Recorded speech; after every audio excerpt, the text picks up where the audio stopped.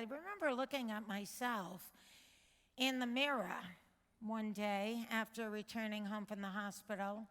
And I looked at my, misshapen black and blue abdomen with that cruel red line going across my pubic bone. And I thought to myself, who is that woman in the reflection?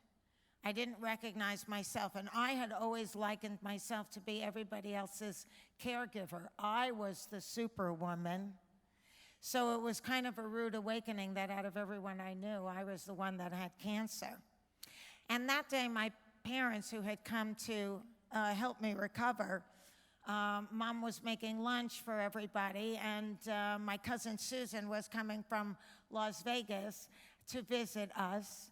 And we all sat around the dining room table to eat the lunch that Mom had prepared. And Susan was talking a mile of a minute when suddenly she started to choke on her food. And I had seen someone choke in a restaurant before, so I immediately, without even skipping a beat, jumped up and ran behind her and started doing the Heimlich maneuver. Well, my dad, who rarely comes up for air when there's food placed in front of him, noticed something was going on, and Mom screams in a voice not unlike my own, "Don't rip your stitches!" Every time I did the maneuver, Cousin Susan's glass of white wine, which she was still holding in her hand, went splashing across the room.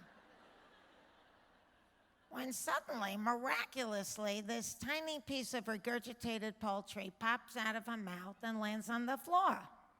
Well, we all gathered around to look at it. Mom reached down with a big white napkin to pick it up and said, "It's not even that big." And Cousin Susan, still gasping for breath, said, "Fran, you saved my life." Then Mom flicked the piece of chicken to the dog and said, "Here, boy." And I really did save her life. That was the amazing, miraculous thing. But in a funny way, on that day, Cousin Susan saved mine.